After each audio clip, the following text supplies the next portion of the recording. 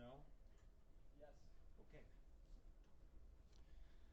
Good morning, everyone. This is Dr. Rick Knabb, Director at the National Hurricane Center, talking to you live from our facility here in Miami. We just completed doing our morning media availability, our media pool, where we pool producer and other resources to talk to a number of national and local media outlets. And thank you so much to our media partners for letting us come on the air with you, because we not only talked to some national networks, but several local affiliates in Georgia, South Carolina, and North Carolina, really helping to get the word out about the fact that the hurricane drought for Florida is decidedly over, and the landfall of a hurricane is in many ways just the beginning of the event. If you see where Hermine is headed, very heavy rains spreading into southern Georgia. That's going to head into the Carolinas, and we've got several days more that we on the eastern part of the United States will be contending with both wind and water impacts from Hermine, both coastal and inland. Now, a lot of questions that many folks might have about what is going to happen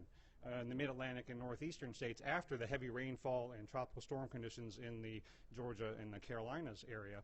Well, we are contemplating right now the possibility of issuing our prototype storm surge watch for some portion of the eastern seaboard. So I want to take you over to the folks in the storm surge unit who are collaborating actively with the local forecast offices along the eastern part of the United States on where that prototype storm surge watch might go. And again, as we did yesterday, we're going through our tropical analysis and forecast branch. Again, we are two centers in one here in the National Hurricane Center, hurricane operations in that direction. Here we are in TAF B, where we do marine forecasts over millions of square miles for the offshore waters and the high seas. But in our technology and science branch, that's where we have our storm surge unit.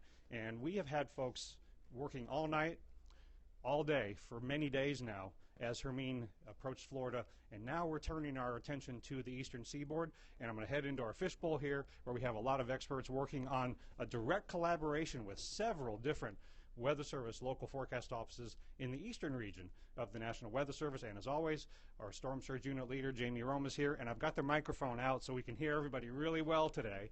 And Jamie, let's talk about what we are doing with several different forecast offices here this morning with pretty cool technology that is enabling us to do things not just differently for storm surge, but differently than we've ever done warnings before from the Hurricane Center. Oh, this is a historic storm or historic moment for the storm surge unit here at the National Hurricane Center and for the Weather Service, as we deploy for the first time ever new technology to help us really hone in on the storm surge threat. So what's happening this morning, as the threat in the Florida Panhandle goes down, we turn our attention further up the coast to determine what sort of impacts from storm surge could happen up the mid-Atlantic coast through the northeast coast later this weekend and early next week as the storm pushes northward.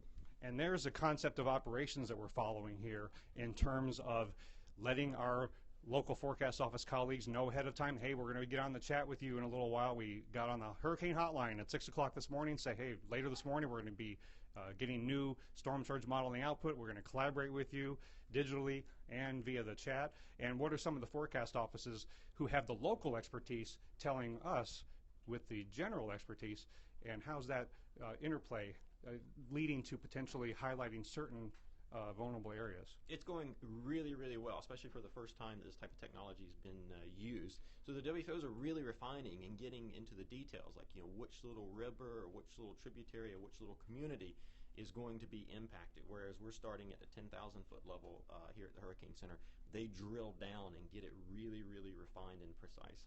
And let's sing the praises of some of the folks here in the storm surge unit. Not everybody's here because some of them had to work overnight. What are the different types of expertise that the folks in the storm surge unit have? They're not just meteorologists like you and me, right? Oh, you have to wear many hats in storm surge. You have to be good at oceanography, meteorology, and programming and GIS.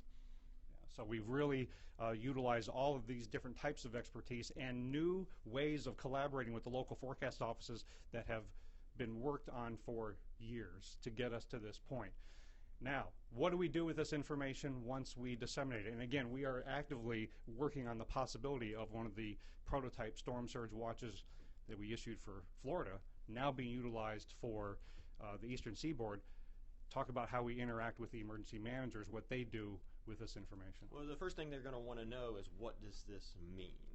So in addition to help us highlight the areas that we're most concerned about, that's like the first thing. Okay, so this is where we're most concerned in this area. Then we can talk about what this means in terms of the potential for a life-threatening storm surge. Yeah. So what I want to do next is take you down to the Hurricane Liaison Team where we have our permanent FEMA presence, and that's where we do a lot of the briefings utilizing the new products that we generate here from the Storm Surge Unit. I do want to say thank you to the folks in the Storm Surge Unit who've been working very long hours, and we may have many days ahead. Great that you got a good night's sleep last night, and let's pace ourselves. Okay, let's head this way. I'm going to go back through TAF B, and while I'm headed that way, want to let you know that here in TAF B, we usually have 3 people on shift at any given time, and during this event we've had 4. You have to increase the staffing because the workload increases when we have a landfalling tropical system. Now we're going back through hurricane operations, and again, this is where we do the media pool, and I often have to put a calendar invitation on my calendar for everything I'm going to do in a given day, whether it's a media pool briefing or it is an emergency management briefing. We have to schedule that as the day goes on so that we can reach out to all of our partners in an organized manner and not miss anybody. So one thing that helps me do that is to utilize our permanent FEMA presence here at the National Hurricane Center, utilizing the Hurricane Liaison Team. And they help facilitate the video teleconference calls, the audio conference calls that we have with federal, state, and local emergency managers. So for example, at 8:30 this morning, we did a video teleconference with FEMA headquarters, talking directly to them from the Hurricane Center, and they could not only hear me, but they can see me. And Dennis, if you pull around here, you can see me on the VTC screen there. And I have the ability, just like if I'm on television, I have the ability to annotate this screen and show a number of the satellite depictions, model output, public products that we would show on television.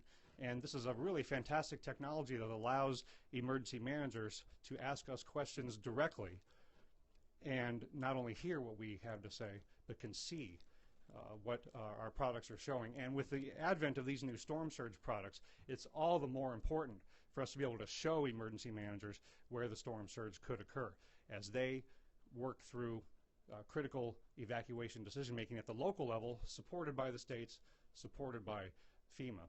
So we are, again, going to have a very active day here in the HLT with briefing federal, state, and local emergency managers.